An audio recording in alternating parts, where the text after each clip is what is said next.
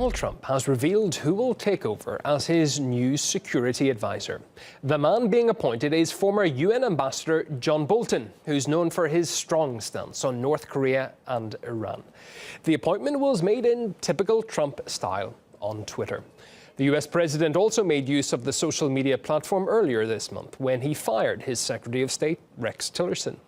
Caleb Moutman has a look now at the new arrival through Washington's revolving door. He is the third national security advisor to the Donald Trump administration in the last 14 months. John Bolton is a longtime advocate of the use of force against Iran and against North Korea. Now, those are two countries that are rather vital for the Trump administration in the coming months. In May, Donald Trump will have to weigh in on the Iran deal, whether or not it will continue. And furthermore, the USA is on the verge of carrying out the historic meeting, the first meeting between a head of state of the USA and the leader of the Democratic People's Republic of Korea.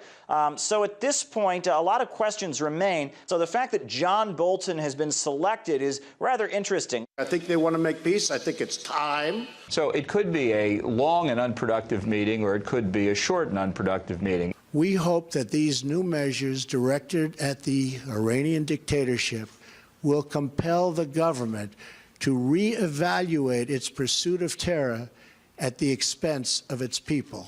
Well, I think he's on the verge of making a mistake. I think his advisors are pushing him in the wrong direction. You know, honestly, the certification question is utterly irrelevant. John Bolton served as the U.S. ambassador to the United Nations under the administration of George W. Bush, and his appointment was quite controversial at that time for statements he had made harshly criticizing the United Nations.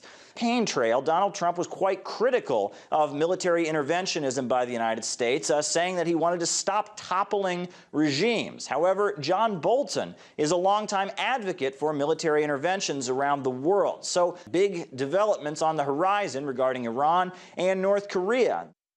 Yeah, lots of reaction on this, as you would expect, including from former U.S. diplomat Jim Jutras, who told us the appointment of John Bolton could aggravate the situation with Iran. A lot of people mistakenly said that during the campaign Trump said he would tear up the agreement because it was a very bad agreement. He didn't exactly say that. He said it was a very bad agreement, but he likes to make bad agreements good. I think he came in with the notion that if he was threatening enough, we could get the Europeans on board and pressure the Russians and the Chinese to say, now we want to add missile technology and not threatening Israel and a lot of other things to the agreement, to change the agreement to something he likes better.